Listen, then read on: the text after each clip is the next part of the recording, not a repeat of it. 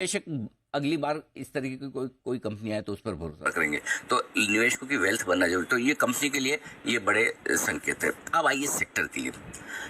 अगर Vodafone idea जैसी इस सेक्टर की आज की तारीख में आपके पास चार बड़ी कंपनियां हैं। एक तरह से रिलायंस है, रिलायंस जियो के हिसाब से, दूसरी भारतीय एयरटेल है, तीसरी एक सरकार की BSNL होगी, और चौथी वोडाफोन आइडिया। भारतीय एक साथ छोटा है, दो ही सेक्टर वाला, तो मैं उसे टॉप में नहीं गिन रहा जी।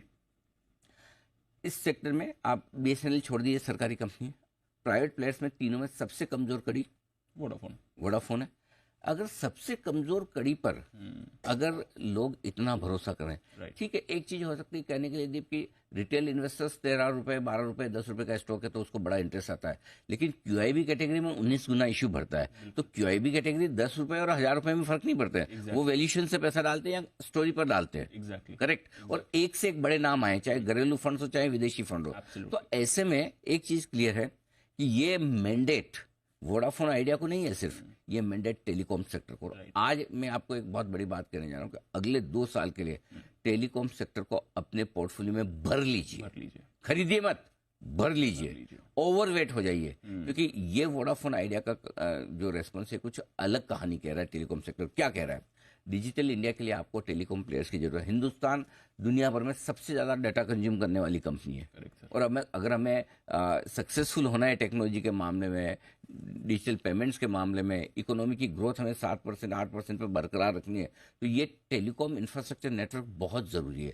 और इसका आगे चलते हुए आपको एक कमाल और देखने को मिलेगा जो हमारे लिए अच्छा नहीं है लेकिन इन कंपनियों के लिए अच्छा है। और बहुत जल्दी कोई बड़ी बात नहीं, अगर हम दुनिया भर में सबसे सस्ता डेटा कंज्यूम कर रहे हैं तो लाइफ लॉन्ग हमें ये प्रिविलेज रहेगी नहीं। अल्टीमेटली आपको प्राइस हाइक आते हुए दिखेगी, ये प्राइस हाइक पूरे सेक्टर की रीरेटिंग करेगी। सो मेरा ये मानना है कि अगले 2 सालों के लिए टेलीकॉम सेक्टर में आपको बहुत बुलिश होना चाहिए। वोडाफोन आइडिया के FPO में हम पैसा लगाने की राय दे ही चुके हैं। भारतीय एयरटेल मुझे इनमें सबसे बेहतरीन दिखता है। रिलायंस जियो भी अच्छा है, लेकिन वो रिलायंस जियो के साथ आपको 4 बिजनेस और लेने पड़ते हैं, क्योंकि रिलायंस इंडस्ट्रीज का एक हिस्सा है। अनलेस कि वो डीमर्ज होकर अलग हो जाए तो आप एक उस पर कॉल ले सकते हैं। फिर आपको जो पसंद हो खरीदिए, भारतीय खरीदिए, आइडिया खरीदिए, रिलायंस खरीदिए, भारतीय हेक्सा खरीदिए, लेकिन ये सेक्टर आपके पोर्टफोलियो में ओवरवेट होना चाहिए। आज ये नोट करके रख लीजिए और 2 साल बाद हम बात करेंगे। आप देखिएगा साल भर 2 साल बाद इस सेक्टर में किस तरह की परफॉर्मेंस आती है, किस तरह की आउट परफॉर्मेंस आती है ये सेक्टर। तीसरी चीज जो मार्केट के लिहाज से और हिंदुस्तान के लिहाज से, अगर आपकी स्टोरी सही है और आप कुछ करके दिखाने का मादा रखते तो भारतीय बाजारों में पैसे की कमी नहीं, ये दिख रहा है। 94,000 करोड़ रुपए आना है ऐसी कंपनी के लिए जो 2-3 साल पहले लग रहा था कि जिंदा रहेगी मर जाएगी। ट्रू। ये भारतीय बाजारों की पैसे की ताकत है, पहली बात। दूसरी, इसमें मैसेज बहुत स्ट्रांग है।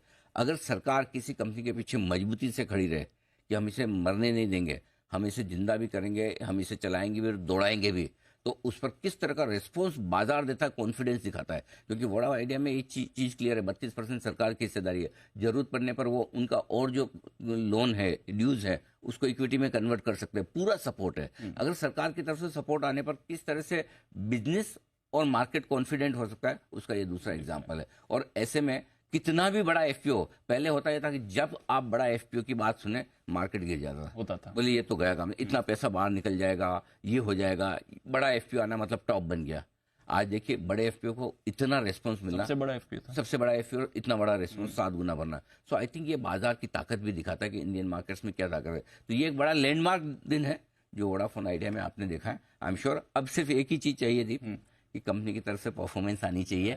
जो पैसा वो रेज कर रहे हैं उसको सही तरीके से कैपेक्स में लगाएं, कस्टमर एक्सपीरियंस बेहतर करें, कस्टमर्स घटना बंद हो, बढ़ना शुरू हो, अच्छी परफॉर्मेंस दे और वो परफॉर्मेंस आपको आगे कंपनी के नतीजों में आती हुई दिखे।